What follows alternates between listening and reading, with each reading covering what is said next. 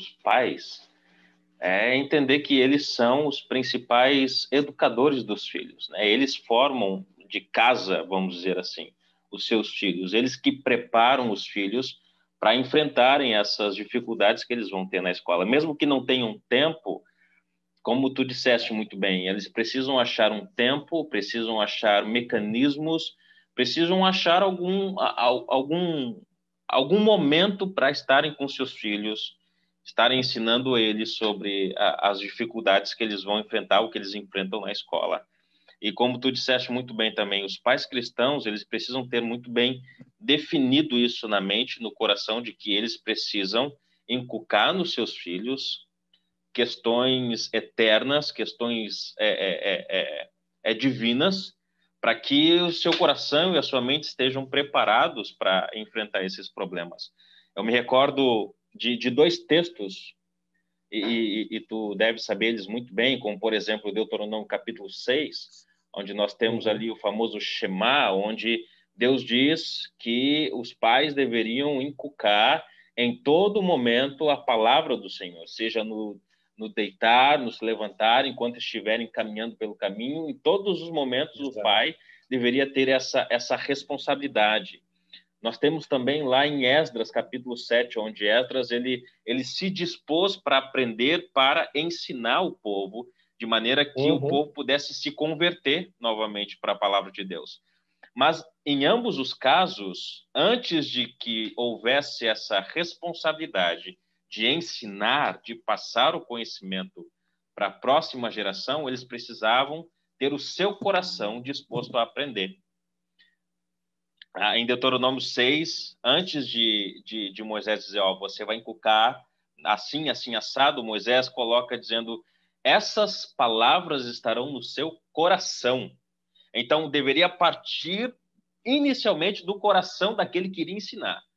Então, em Esdras, da mesma forma, Esdras dispôs o coração para aprender e para ensinar os estatutos e juízos do Senhor. Então, eu acho, falando agora, trazendo a conversa um pouco mais para... Não que não esteja sendo, mas para a Bíblia, trazendo princípios bíblicos, eu acho que os pais, eles precisam entender a sua responsabilidade de se aproximar mais da palavra do Senhor, para que eles tenham bem delineado, bem claro na mente, o papel deles como pais, como educadores, vamos dizer assim, aqueles que vão iniciar os seus filhos na educação, ensinando eles primeiro o caminho do Senhor, preparando eles para as dificuldades que, de fato, a gente encontra nas escolas. E pegando esse gancho, a gente tem também a importância da igreja, a importância da teologia para ajudar os pais e os filhos. E qual é a importância da teologia, na sua opinião? Qual a importância da teologia, dos líderes religiosos, aqueles que, de fato, são comprometidos com a palavra do Senhor? Qual é a importância da igreja na vida dos pais e dos filhos nesse processo da educação?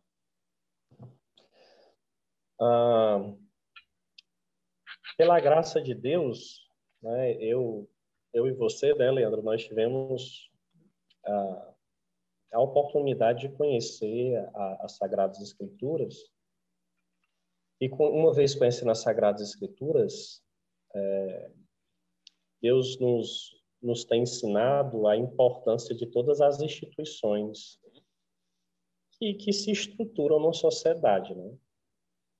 E nós entendemos que a principal instituição que veio até antes da igreja foi a família, né? Gênesis capítulo 2, ali é estabelecido os alicerces da família, né? O esposo, da esposa, o casamento. Né? Então, assim, eu entendo que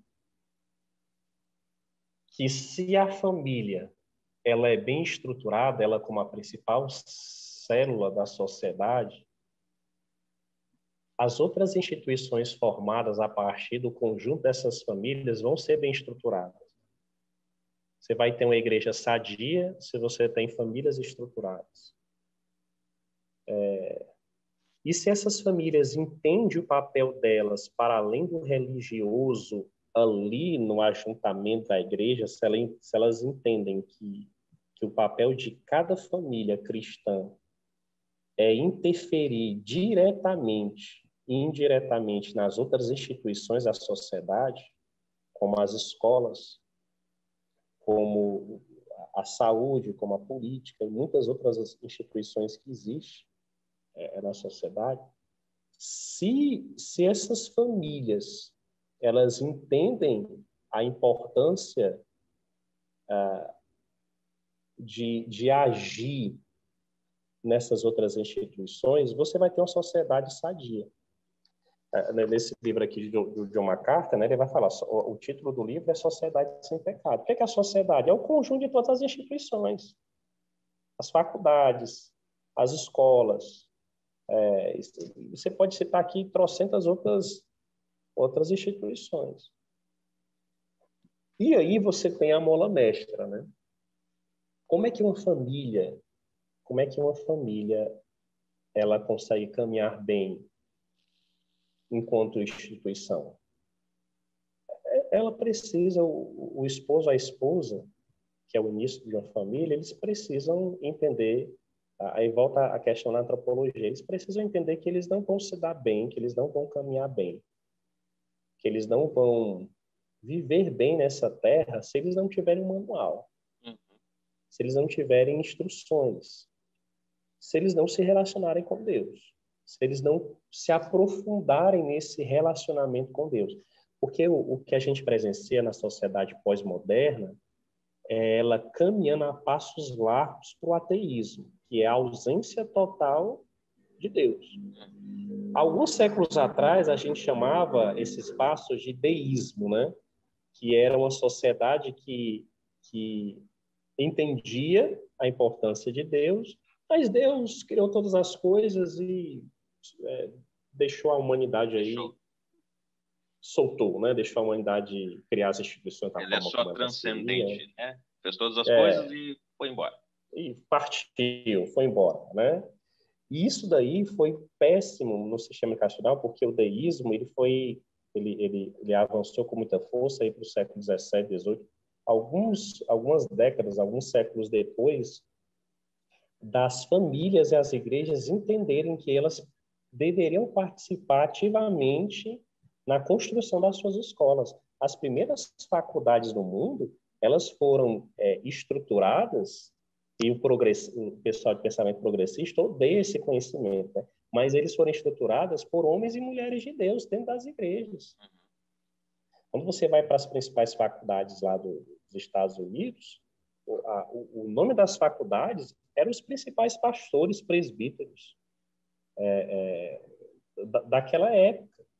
Harvard é assim, e muitas outras faculdades aqui que a gente poderia citar, que hoje, infelizmente, elas deixaram de beber do cristianismo e passaram a beber do secularismo, né? Mas no início, essas faculdades, que depois se ramificou para escolas, elas tinham participação ativa dos pais.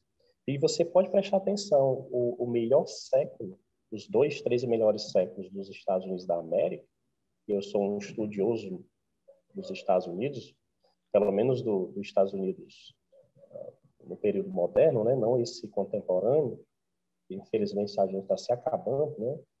No aspecto moral. Você for estudar os Estados Unidos do século XVII, século XVIII, olha, eu vou lhe dizer, foi o século onde o cristianismo no mundo mais prosperou, talvez na história do cristianismo. E foi o período onde você vê uma nação em todas as suas instituições vivendo o cristianismo assim de forma pujante, né? E aí fez com que os Estados Unidos virassem a maior potência no século XIX, no século XIX, século XX. Infelizmente, eles abandonaram esses valores. Mas, enfim, sem sombra de dúvidas, você remove Deus da equação e o Deus das Escrituras Sagradas. Né? Se você remove Deus, meu amigo, todas as outras instituições entram em colapso. Não tem para onde correr. Eu não tenho sombra de dúvidas disso aí.